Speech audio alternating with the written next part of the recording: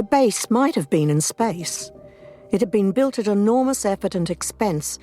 It was surrounded by a hostile environment into which humans could venture only with elaborate life support systems.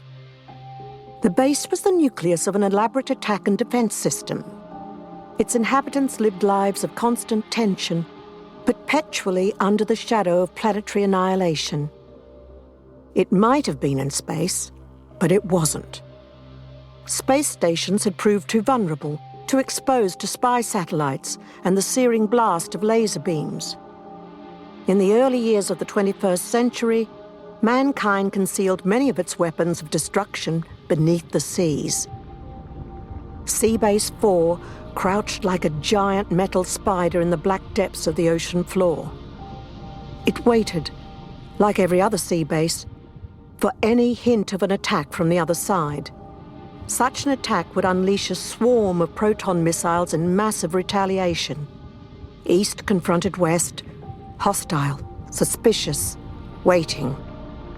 Yet neither side realized that there were other enemies beneath the sea, beings equally hostile to both sides alike, creatures who regarded all mankind as primitive apes who had stolen the planet Earth from its rightful owners. Mankind's oldest enemies had awakened once more, and they were poised to attack.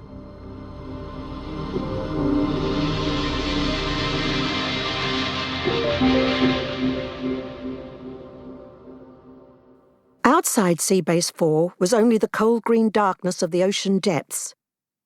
Inside, everything was gleaming, modern, brightly lit. The predominating color was a dazzling white, as if designed to counter the threatening blackness that lurked outside.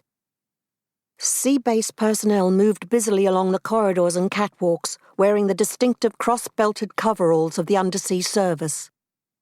Uniforms were color-coded according to rank and function. Blue for officers, reds and greens and greys for the different specializations.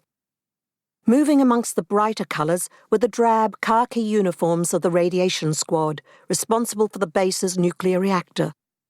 They alone wore sidearms and helmets. In the unlikely event of the base being attacked, they would double as Marine guards.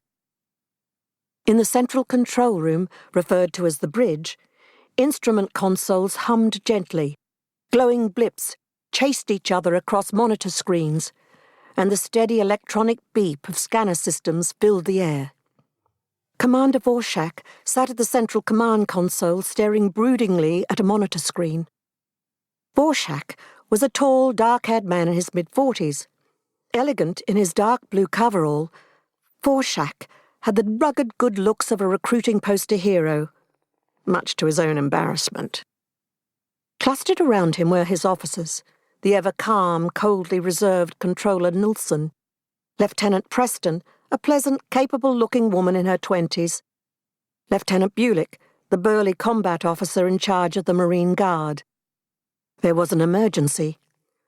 Vorshak studied the moving blip on the screen, listened to the steady accompanying electronic beep. He looked up at Bulick. "What do you think?" Bulick paused for a moment, assessing the data. "Too small to be a hunter-killer missile. Could be one of their probes, though, trying to locate our position." Vorshak swung round to a nearby sub-console. "Maddox, let's have a computer scan." The computer console stood a little apart from the rest. Beside the console, and linked to it, stood an empty chair with a helmet-like apparatus suspended above. The sync-op chair. Somehow, people avoided mentioning or even looking at it. At the console by the chair, Maddox, a thin-faced and nervous young man, sat staring abstractedly in front of him. Vorshak's sudden command jolted him into awareness. Feverishly, he set to work, fingers clumsy on the instrument panel. Vorshak watched him impatiently. Maddox was new, a temporary emergency replacement, and Vorshak had little patience with him. From a nearby console, a dark-haired young woman with attractive features looked sympathetically at Maddox's fumblings. Lieutenant Karina was the scanner officer, and she had been worried about Maddox for some time.